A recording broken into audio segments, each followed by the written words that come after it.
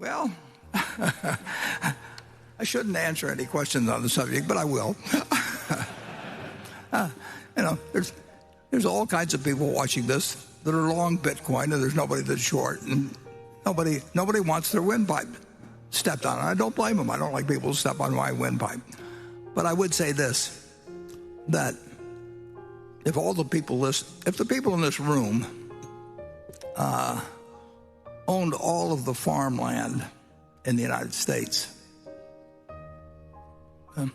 and you offered me a 1% interest in it, and you said, for a 1% interest in all the farmland in the United States, pay our group. Well, let's see, 10 trillion. Pay us this bargain price, $25 billion. I'll write you a check this afternoon. $25 billion, now I own 1% of the farmland. If you tell me you own 1% of the apartment houses in the United States, and you offer me a 1% interest, so I'll have a 1% interest in all the apartment houses in the country, and you want whatever it may be for it, then call it another $25 billion or something. I'll write you a check. It's very simple. Now, if you told me you owned all of the Bitcoin in the world and you offered it to me for $25, I wouldn't take it, because what would I do with it? I have to sell it back to you one way or another. I mean, maybe I have the same people, but it isn't going to do anything. The apartments are going to produce rental, and the farms are going to produce food. And if I've got all the Bitcoin, I'm back where whatever his name was, who may or may not have existed, was 15 years ago. If I've got it all, he could create a mystery about it.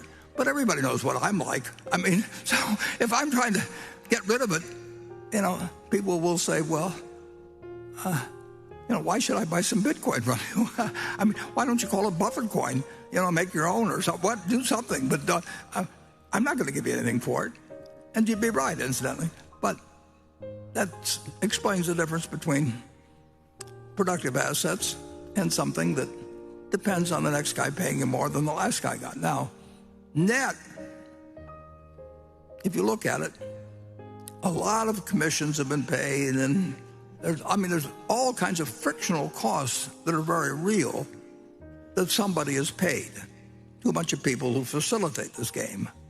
But whatever one group of the public has taken out, or one group of owners, has come in from other people. I mean, it's other people have entered the room and they move money around, but no money there's no more money in the room. It just changed hands with a lot of maybe fraud and costs involved, and a whole bunch of things you lose.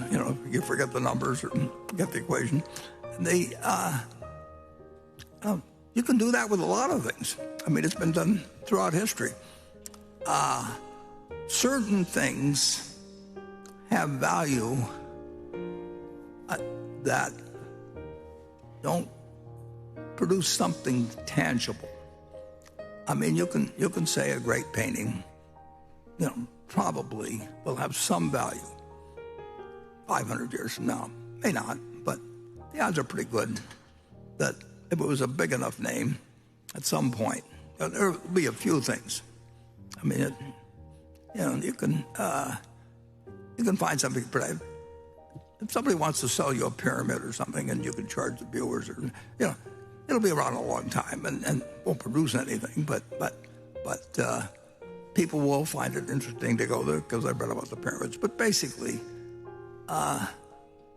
assets to have value, they have to deliver something to somebody, and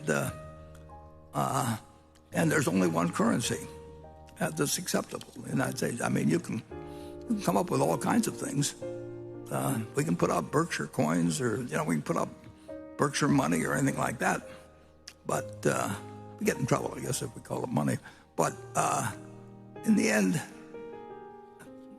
this is money, and there's no reason in the world why the United States government, whose currency people prefer, there's 2.3, just under 2.3 trillion just of these little pieces of paper floating around some places, 7,000 for every man, woman, and child in the United States. And of course, most of them probably aren't in the United States. Who knows? But this is the only thing that's money. And anybody that thinks the United States is going to change the way they let Berkshire money replace theirs, is out of their mind. I mean, so anyway, with those few deficiencies, you can, whether it goes up or down in the next year or 5 years, 10 years, I don't know. But the one thing I'm pretty sure of is that it doesn't multiply, it doesn't produce anything. It's got a magic to it, and people have attached magics to lots of things. I mean, the gold on Wall Street, create magic.